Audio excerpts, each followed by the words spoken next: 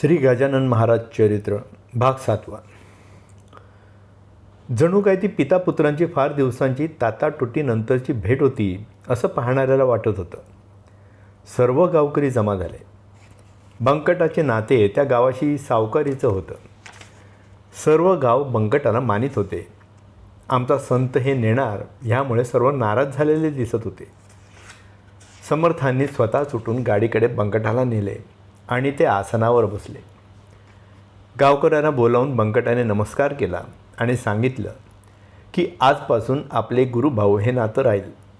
आणि सर्व लोकांचा प्रेमाने निरोप घेऊन बंकट संताला आपल्या गावी आदराने घेऊन आला.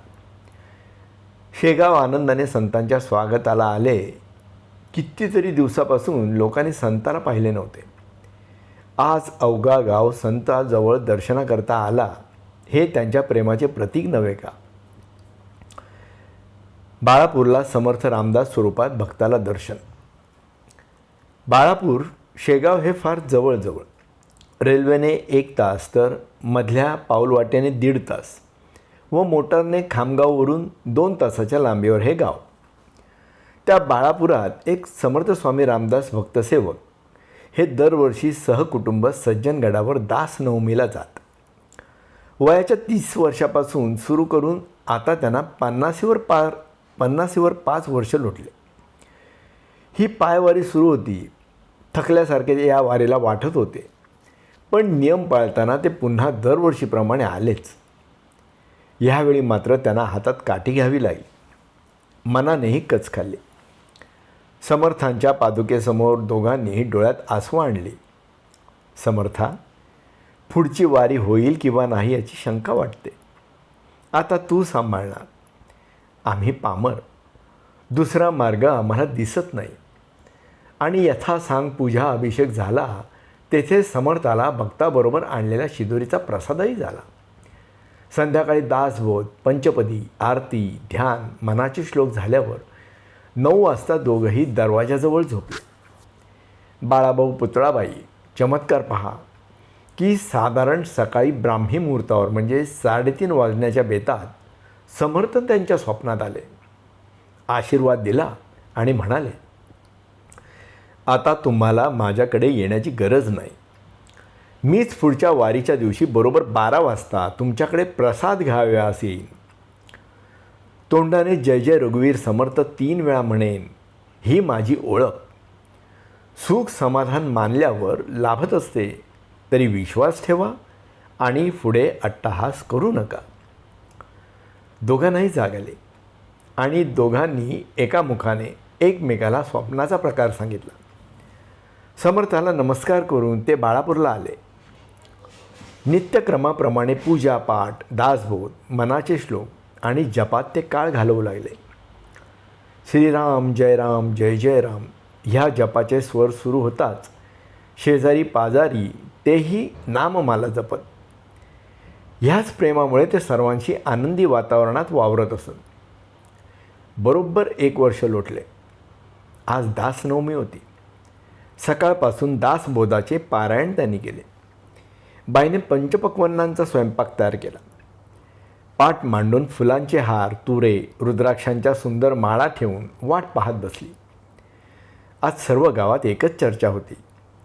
रामदास स्वामी येणार.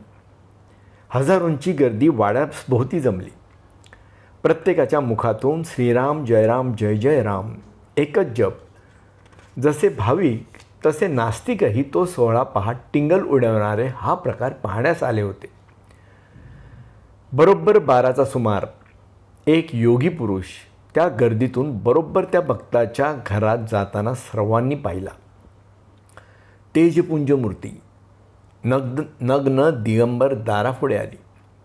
मुखातून जय जय रघुवीर समर्थ, जय जय रघुवीर समर्थ म्हणत. दोघांच्या कानात त्या स्वप्नातील आवाजाप्रमाणे आवाज कानी पडताच ते धावले. पाहतात तो नग्न योगी. विश्वास बसेना. अहो, हा तर गजानन स्वामी शेगावचा योगी. दोघांनी एकमेकाकडे पाहत पुन्हा योगाकडे पाहिले. तो नवल काय पहा. प्रति स्वामी रामदास कुबडी झोळी केशकला व ती दाढी, पायात खडावा, मुखाने तोच मंत्र. समर्थाची या सेवका वक्रपा आहे, असा सर्व भूमंडळी कोण आहे.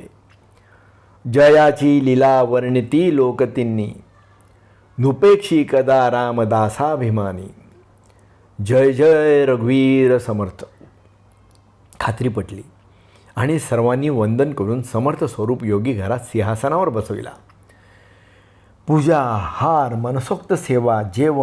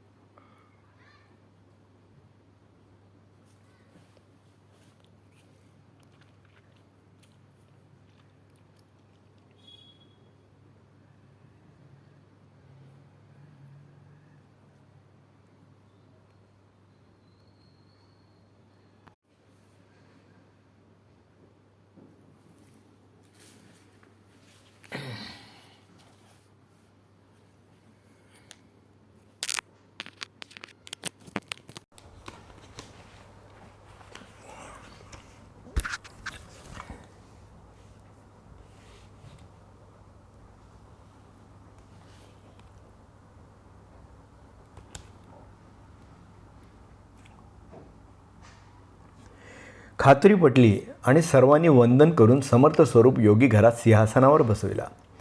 पूजा, हार, मनसोक्त सेवा, जेवण इतर भक्तांनीही त्या दिवशी त्या पुण्यमय संधीचा फायदा घेतला. समर्थांनी आपल्या वचनाची जाणीव दिली आणि आता तुम्ही शेगावला सज्जनगड समजून तेथे वारी करा. आशीर्वाद देत देत जे निघाले ते क्षणानंतर कोणालाच न दिसता शेगावला निघून गेले. आपल्या भक्ताकरता संत काय करणार नाही. देहाने भिन्न असणारे योगी मनाने एकरूप होते. याचा आणखीन सबळ पुरावा हवा तो कोणता. नास्तिक वरमले. भाविकांच्या मुखातून धन्य धन्य गजानन स्वामी म्हणून उद्गार निघाले. अशा आनंदात त्या भक्ताच्या वाऱ्यानंतर शेगावी होऊ लागल्या.